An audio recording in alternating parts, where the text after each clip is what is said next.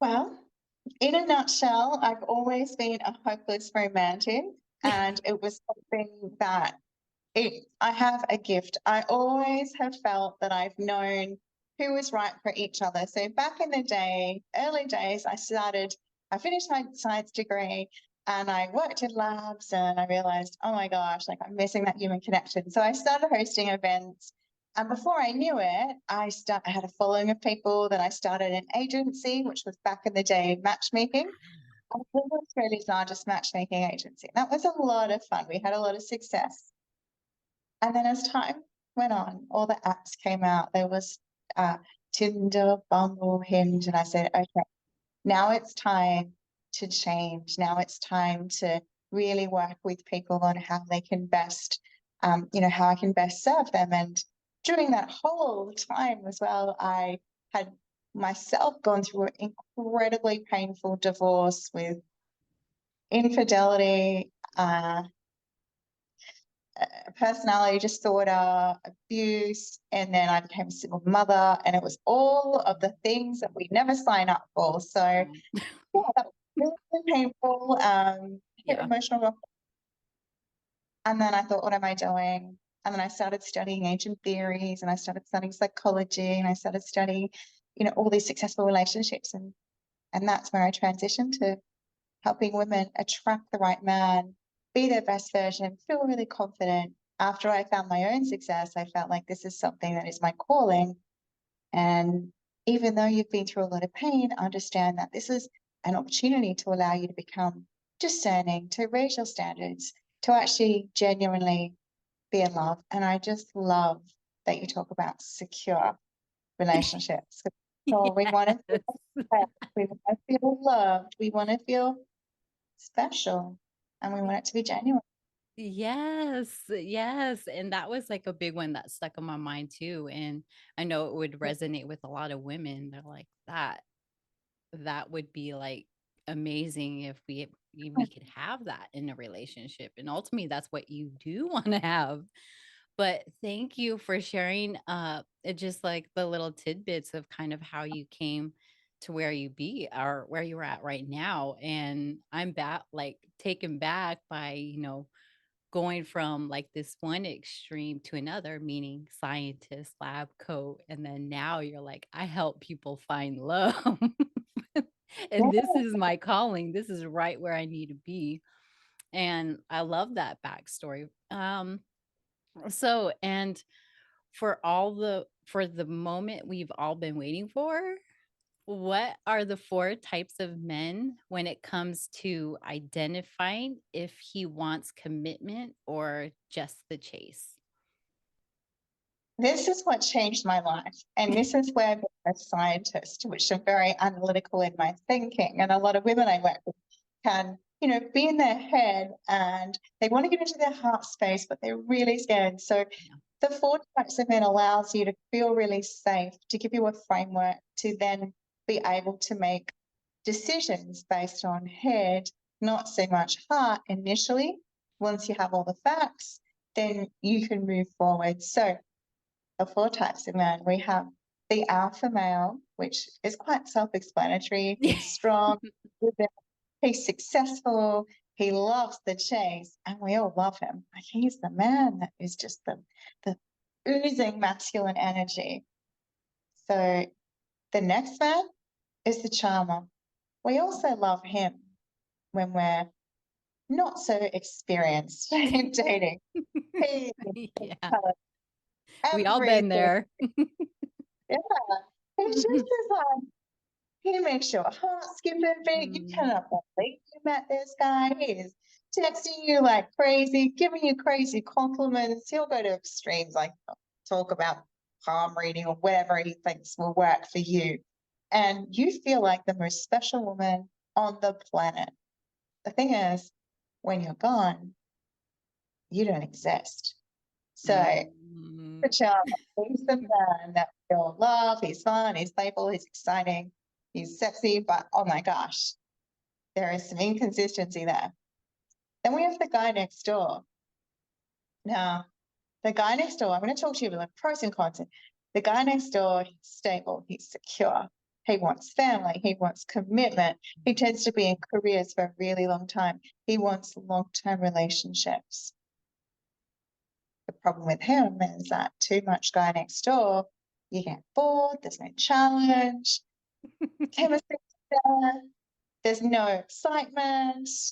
And you're like, this is what I should love. This is what I should be attracted to, but I'm not right now.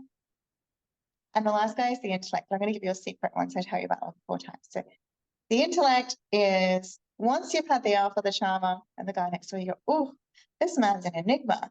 He's a deep thinker. He is mysterious. Yeah. He's perverted. He's like a cat. The more you show interest in him, the more he pulls away. When you ignore him, he's back. Things go smooth sailing initially with him, but as soon as he starts to fall in love, as soon as he starts to feel you, his head goes into risk mode and he starts to sabotage. And sabotage might be nitpicking, it might be just ghosting and then reappearing. And you're left thinking, but I went for the alpha who chased me, who disappeared. Now I'm showing this guy who's the complete opposite. And he's doing exactly the same thing. And you're thinking, what? Nothing's working. I'm going nuts. And I don't want to be the boring guy. And I definitely don't want to be the lying, cheating guy. And you're thinking, what are my options? And this is where you can be really stuck and lost. And it sounds, oh my gosh, what do I do? But when you look at the key secret is when you look at the 4 types of men and you look at different combinations, because most men are a blend of 2 or 3, this is the magic. This is when you can then make some really calculated and smarter choices, particularly if you're divorced and you want to get it right second time around. You start to look at some combos, and the combos make all the difference. So But like speaking into that, like of the 4 types, I know you touched on it just on ever like the 4 there, but how do you differentiate between the types? And are there more pros and cons to each type? Was there any more that you can elaborate on, or is there any more that we could have like a better clarity for each type with those pros and cons? definitely. So the pro of the alpha, he's strong, he's driven, he's successful, he's exciting, he's very masculine. The con is because he loves the chase, which you love the chase, that's very romantic. Yeah. When you show interest, it's the rubber band effect. You show interest, oh, Mm, finally I'm chasing, I'm playing hard to get. And then I show interest, and then he pulls away. What is that? It's a constant game. So yeah. with when he's combined with the alpha Sharma, it's tenfold worse. He's the guy that he's like the James Bond of all men. He has the car, he has the career, he has the charisma, and he knows how to dress. So that guy, you can still have him, but your life with him is constantly keeping him on his toes. He constantly has to Mm. change. He can never just be. And if you like that, if you like the game, that might work for you. But if you don't, you'll be exhausted. And he's more likely to cheat and lie. Very true. Very true. Yeah. Think- How about for the other 3 types? Was there any pros and cons that stood out for those? Uh 100% definitely. So the alpha can also be combined with the guy next door. So when the alpha and the guy next door are combined, the alpha is strong, he's masculine, he's driven, career focused. The guy next door within him is self-sensitive, wants a career, wants a relationship, wants to provide stability. So you can see the difference between going for the alpha charmer, which is high risk, to the alpha guy next door is that perfect blend of masculine, perfect blend of that commitment. That's where the safe and secure comes in. And then you have the alpha intellect. He's a lovely guy. He's also very intriguing. He tends to also, just like the alpha charmer, miss that EQ. So he can be a little abrupt, miss that softness that the guy next door wants. So even though the guy next door, too much guy next door, you're bored with him, it is the key ingredient to a happy, healthy relationship. And the guy next door combined with the alpha is nice and strong. So the other combos is you have the charmer, the guy next door, lovely guy. He's fun, adventurous, he's exciting, yet he still wants commitment. He'll tend to be in roles that aren't so, driven. He'll be very stable in his career. He won't change often. He's happy to support you right on your coattails. And he'll be the kind of guy that goes, and you'll say, "What do you want to do this week?" "Whatever you want. I don't mind." Could be a little at times too. You like more of a manual structure, but if you want a really cruisy guy and you love that charmer because he's fun, he's exciting, very jokey, then if you must have that, then I'd always recommend I don't do the quadrants like this, the I'd always recommend the charmer guy next door. And then another combo of the guy next door is you have the guy next door intellect. He's a lovely guy as well. He's the perfect blend of the intellect where you love that intelligent and innate. He's a bit of an enigma, but he wants a genuine relationship. He lacks that ability to, take charge. We're going here, but Mm. he'll be more of a on an equal plane with you, where you'll do things together. He'll be a little bit skeptical, a little bit afraid of change, but if you're there supporting him, you're there giving it, the ideas, then if he thinks it's his idea, then he'll move forward and do things. So most men are a blend of two or three. As long as you try to pick out the top two, you'll figure him out, and then you can determine the type of relationship that you can have with him. Thank you for that. I was like, "Oh, that is a nice." I can definitely see how those combinations would we'll see it in other men in general. I was like, where it's not just one or the other, but you can have that variety and blended within them. So that makes complete sense. So thank you for also giving those examples as well. Um, but knowing that there's these four types of men with these different combinations, is it wise to only focus on one type that you feel drawn to? Or should you also explore other types as well? Initially, when you're figuring yourself out Mhm. and when you are dating, whether it's online dating, going to events, or just going out and about, it's really important to what I call research. So you're just in the fact finding phase. Yeah. So once you learn the four types of men, take that time to think about, look, what are my past patterns? Who have I dated? Who are my friends in relationships with? What types are they? What are their experiences? How masculine are they? How supportive and loving are they? How stable are their relationships? And just start to look for those sorts of signals. And then go on a date and see what it's like to date an alpha charmer. Go on a date and see what it's like to date an alpha guy next door. And you can tell by, the careers in the download, I give some examples of the types of careers they're in. You can tell by their relationship history. You can tell by how often they chop and change, or their weekends, or how they speak about friends, how they speak about women, how they speak about family. Like a really great question to ask the guy. It's like, tell me about your ideal weekend. And then they'll tell you so much about him. And he thinks, wow, that's a great question. She's really interested in me. And you're thinking, seriously, I just want to know what you get to, because then I can categorize you. And then I can see where, and if we are, I'm excited. And if we're not, that's okay too. I love that question too, because it does give a lot of information there.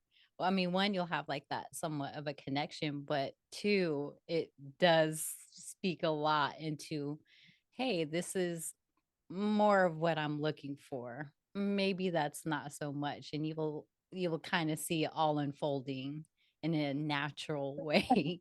So I love that. Yeah. Does he exercise? Does he, drink with the boys? Does he party like a rock star? Does he see his family? What does he do? Does he cook? Does he eat out at restaurants? They're all very important things, and never ignore them. I love that. It's a key important detail that you should already strive to look for, or again get that research, if you will. um but what are the archetype combinations that make the best husbands? I know you lightly touched a little bit, but to dive down like a little bit deeper, what would those combinations be? Good question. So it's really important to look at the type of relationship you want first. Do you want that loving, supportive, secure relationship? Like always think about the end game and then you work backwards from there. So if you look at, I think that from my experience and what my observations, the guy next door is absolutely critical. You must have that in a man that you are looking to have a relationship with, because that's where the empathy comes in. That's when the loyalty comes in. That's where the long-term relationship comes in. That's just where it gives him access to that softness that you need, the safe space. And then from there, you think, what else is important to me? So an intellect guy next door, if you like the cool guy, if you like that really smart guy, and you don't mind, like, and if you're a successful career woman and you don't want someone to compete with and you want someone to admire you for your drive, that's a really great combination. If it's someone you want to be in your feminine energy. You want to be that person that allows him to be in his masculine. Then the alpha guy next door, which is more of a traditional role, is great for you. And then we have the guy next door traveler. For me, not so much. But I love it. It's there. There's that type. She's messy, lovely though. She's like wants to please you. He's a little bit like that guy out of Forgetting Sarah Marshall, you know, or the guy from How I Met Your Mother. Like he's just very lovely. To eloquently put it, it's very lovely. Yes. Lovely. Lovely. Lovely. He That's a doesn't good example, though. he doesn't think about the house you're gonna buy. You'll probably be that one that just will make all the big decisions. But he's happy. It's like you know, a barrister. She was a very successful barrister. Her husband was an artist. It worked because she was out there, you know, in her masculine alpha energy, and he was in home, you know, doing creative things because he just loved that she was there and driving and providing. And And the doing. it's up to you at the end of the day. What do you want it to look like? I love that because there are those different variations when it comes to partnerships. And I even love how you spoke into that earlier. It depends on what you're looking for. Um, and do you have any advice for the women out there that don't necessarily know what they like and who their type is or who they think they really attract? Do you have any advice for those women out there? 100%. So it's like going to an ice cream store. How do you know what your flavor is until you've tasted it? So Yes. go out, meet men, short date, not these long-winded dinner dates or anything you're really stuck in. Yeah. Just chat to them, see how it feels, I and you'll love how figure. you yes, that short date, and I think, like, as women or, I think we have, like, these high expectations, like, they have to be the one. This might be my person, and having that much pressure could also one deter or have you not want to get out there and try and date and get out there and have fun and not put so much pressure on yourself or the other person. So just having that experience to go out and try it out, that's the only way you're going to know. So thank you for that. My and pleasure.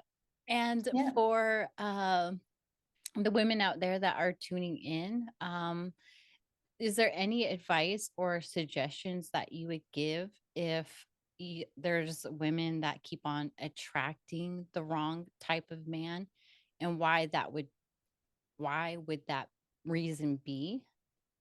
And are there any steps that they can take so they can get help or in this area?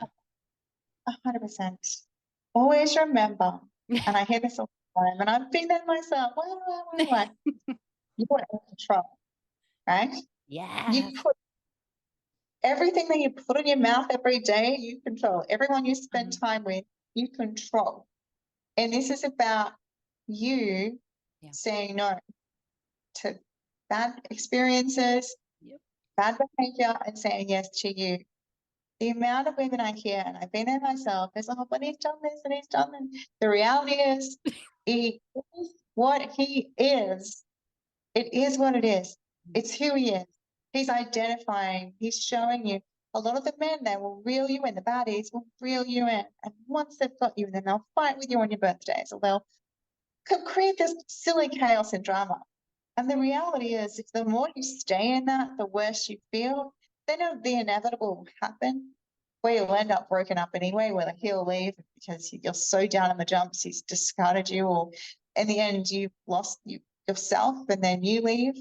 So don't let it get to anything like that. You are completely in control.